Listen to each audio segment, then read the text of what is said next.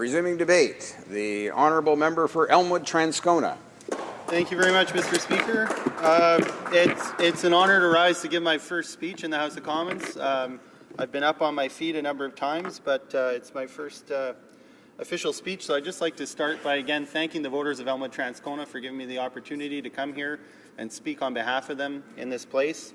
Your seat, I'd like to thank my wife Janelle and my son Robert, who are in their own way working just as hard as I am on the project of providing good representation to people in our hometown.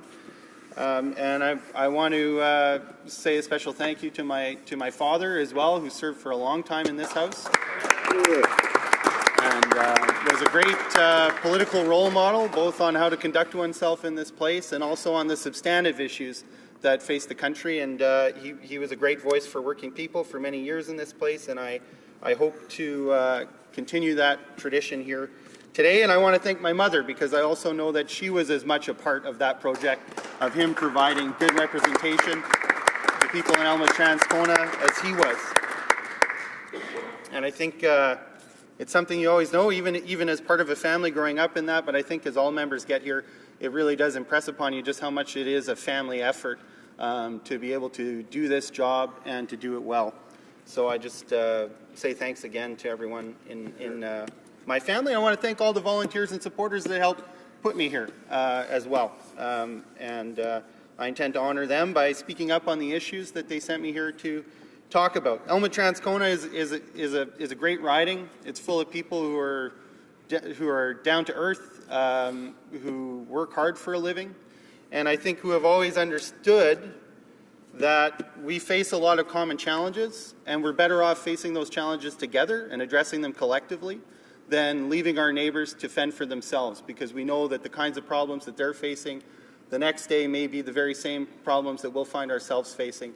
And we ought to work together to build a world where we allow for bad times and prepare ourselves so that we have systems and programs in place to help our neighbors out and to help ourselves out when that time of need arises. I think that's why Elmwood-Transcona has always tended to return Social Democrats to the House of Commons, because that way of thinking is at the core of our program. It's at the core of our vision for the country. It's not just a window dressing that we put on at election time, but it's something that informs the policies and positions that we present here in the House. So when I saw today's motion, I really wondered if this was the kind of thing that people had sent me here to debate and discuss and to take strong positions on. A simple snapshot of the fiscal picture at a certain time of year doesn't represent the entire year of a budget. I think that's pretty clear. I think honourable members on all sides of the House know that at the end of the day. And posturing for cheap political points in the House on that issue, I don't think is what I was sent here to do. I was sent here to talk about social justice, for instance, Mr. Speaker, and it's why I'm proud to be part of a caucus that on their opposition day decided to bring forward a motion on pay equity and to have the House spend its time debating that and voting on that. So I was very proud yesterday. There's a lot of good work to do. There's work left to do when we talk about the situation that Aboriginal people are facing in this country. Funding gaps that exist that perpetuate social injustice on and off reserve for Aboriginal people, and there are many other people whose causes we have to champion in this House and that we have to do something about. This motion doesn't really speak to any form of economic justice, which Social Democrats also take to heart. You've heard us talk here about income inequality. We're also concerned about income security, because we know that a person's dignity is tied to their freedom to be able to take hold of their own destiny, to make decisions about their life and what they want to do. And that in order to be able to do that, you have to have enough money in the bank in order to be able to make those kinds of decisions. Because when you don't have those resources, I think we can all agree, you don't have a lot of choices.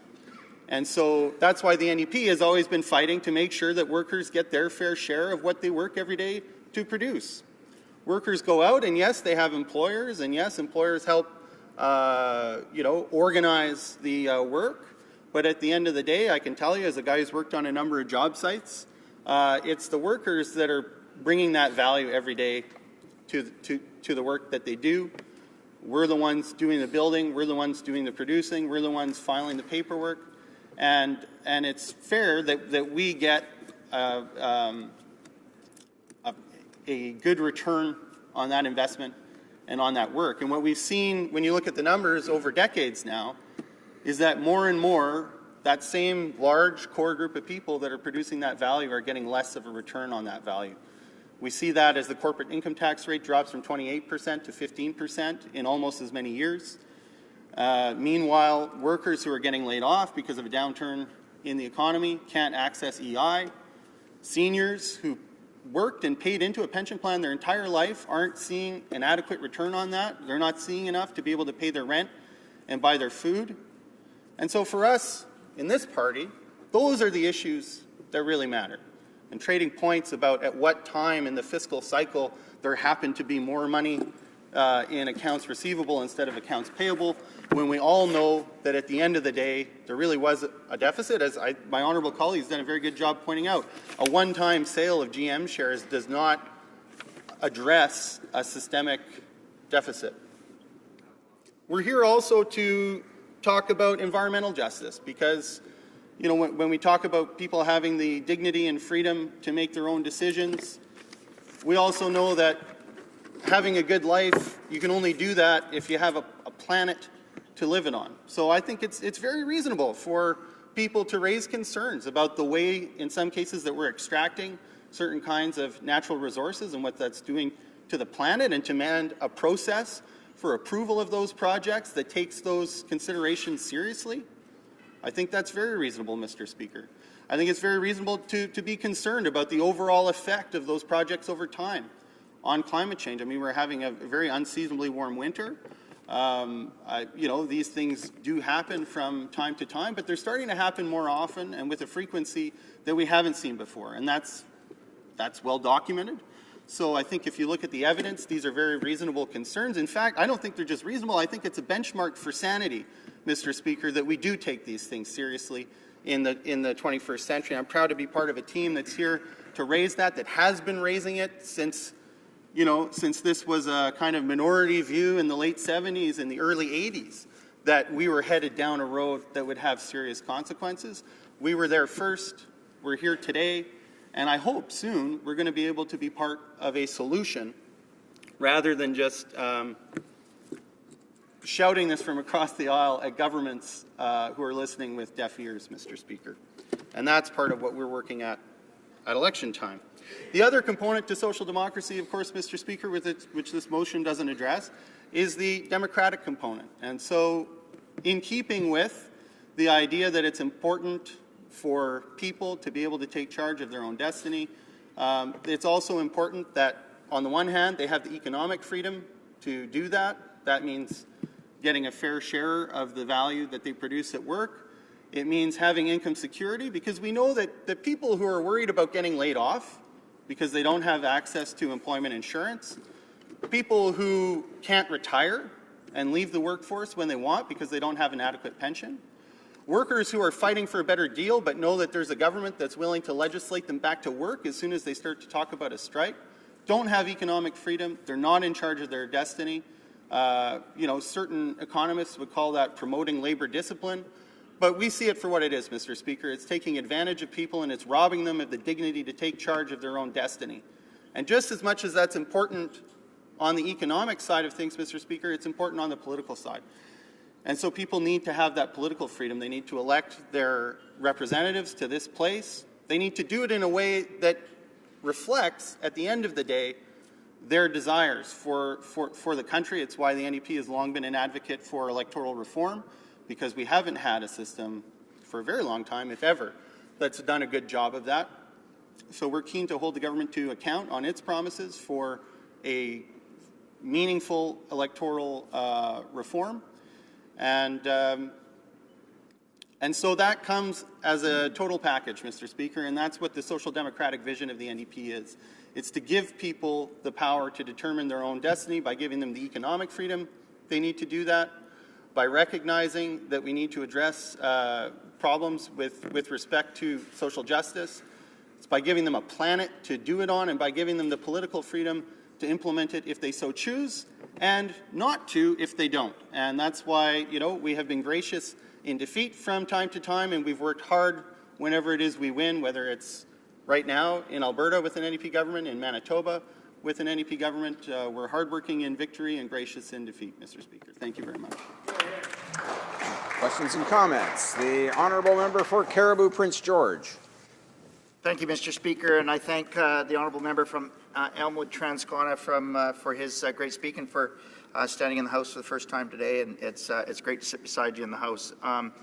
My points today are directed at not only the honourable colleague from Elmwood-Transcona, but also Timmins James Bay. You see, I too love sports, and I am a diehard BC Lions fan. That's about all that we have in common right now. But leadership, I want to talk about leadership and confidence.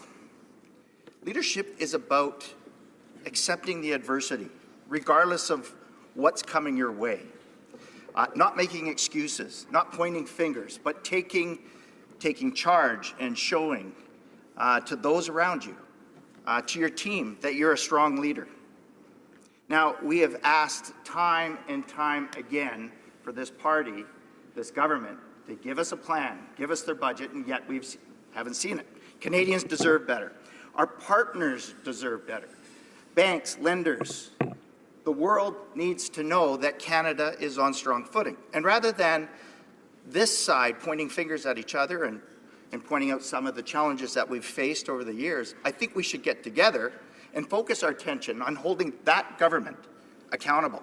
And so my question today is, do you not feel that the uncertainty and the lack of leadership that we're seeing is shaking the foundation of confidence from not only Canadians, but our partners?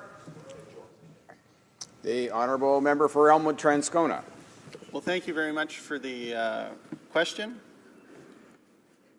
I look forward to the day, perhaps it'll be a BC Lions Games Day, when you show up in the House in an orange tie. That'll be the only day. And I do agree that planning is a cornerstone of good governance. What I would like to see in terms of a plan, I mean, we'll have a budget come eventually. We've been up asking for this. It was something that we never did see from the Conservative government. Is an impact assessment on what the TPP will really mean for the Canadian economy. I think when we look at the long-term fiscal situation of the country, the TPP has the potential to have an effect on that. Its proponents obviously say it will make it better. On our side of the House, I think we're quite concerned that in important respects it's going to make it worse. And I think just to your point about having a plan, that's the kind of document we would like to see so we can have a better debate in this House about the long-term fiscal position of the country. Questions and comments? The honourable member for Guelph. Thank you, Mr. Speaker, and thank you to the honourable member from Elmwood-Transcona, representing the hard workers at the steel yard and the rail yard in Transcona. I'm very familiar with them. My brother married Barbara Nebezenko from Elmwood and brought Ukrainian-Canadian heritage to our family, so you're representing some fine people there. I'm very interested in what you've said around social justice and environmental deficits and how they all relate to economic deficits, that you have to take the whole package. We've talked about sports analogies, but we've also talking about things mid-season here where we don't have all the numbers in at November. A lot of bills hadn't been paid, as the Minister of Finance pointed out, and will result in a deficit by the end of the year. So very interested if you could expand a little bit more on how social justice, environmental, and economic all work together. Honourable member for Elmwood-Transcona. Well, thank you very much for that question. I've actually got a little bit of Transcona Ukrainian in me as well on my mother's side, so I think you're absolutely right, and part of what we've often been pushing for is a kind of complete bottom line, if you will, where we include the environment, where we include social deficits, as well as the kind of fiscal bottom line. So absolutely, we need that. What I would say is that what facilitates that discussion, or the people on whom it's incumbent to provide that analysis, is government. And I would hope that with the change of government, what we're going to start to see is better planning documents, better analysis that's released to the public so that we can start to have that conversation in a meaningful way, because I do agree that having fiscal conversations divorced from these other issues that eventually come with a price tag. They either come with a price tag on the environmental side later when you're in cleanup, or when you've done damage that you actually can't repair, and it's not a matter of spending, it's just damage done. But we also see in a number of government departments expenditures that could be reduced or avoided if we were to make investments up front. And I'm thinking especially of the justice system and the health system. When you make the right kinds of investments up front, which you can do if you're looking at that complete bottom line, you can save money in the long term.